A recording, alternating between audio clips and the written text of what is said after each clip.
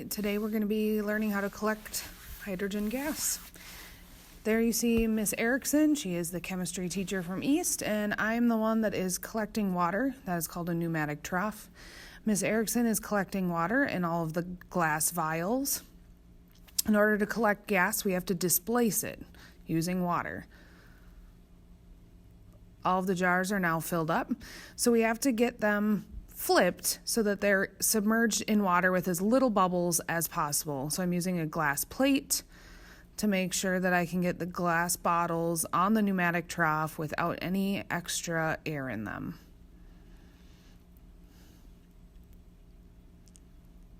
The glass bottles are all filled. Now we need to measure out our ingredients. We're going to use a scale to measure the magnesium.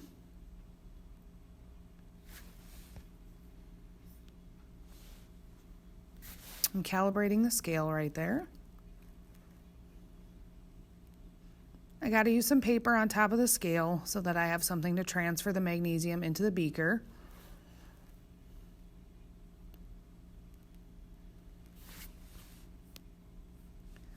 I'm going to start by just adding a little bit.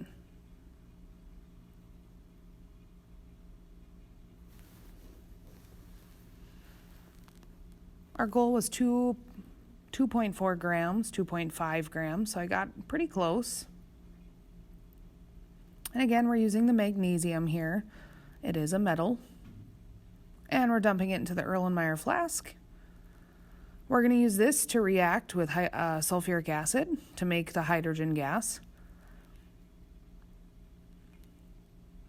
The tube that's being connected right now allows us to collect the hydrogen gas. That tube is going to sit in the middle of the pneumatic trough where there's that little groove.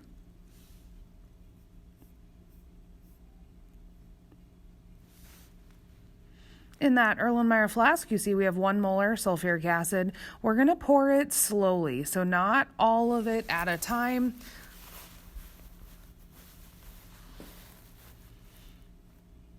So I'm going to first have to make sure that we're going to get all the oxygen out of the Erlenmeyer flask.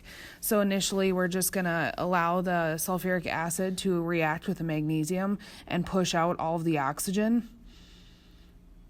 It's hard to see, but you can maybe see that it's making bubbles in the pneumatic trough. That's all oxygen right there.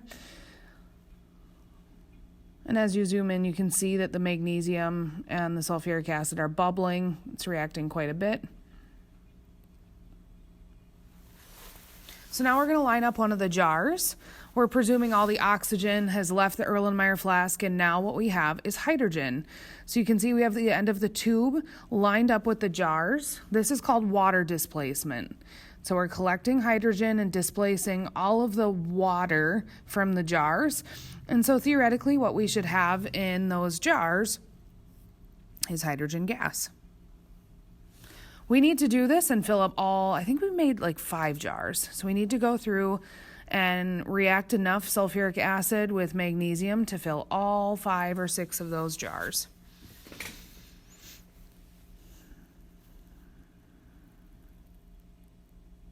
So we're going to keep pouring the sulfuric acid in small amounts. All right. We got all the jars filled. Oh, pardon. We got almost all the jars filled.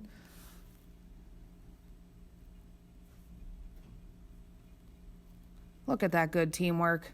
We're taking turns. We're communicating.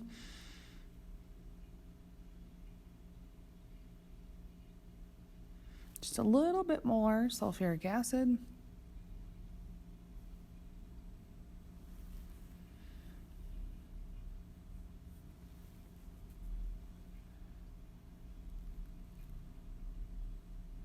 All right. So we're slowly trying to make sure those jars stand upright.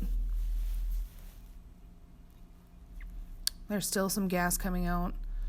So now we have to get them out of the pneumatic trough without releasing all the hydrogen. So we're going to use those glass plates again and flip them upside down. And we have to keep the glass plate on it so that all the hydrogen gas does not escape.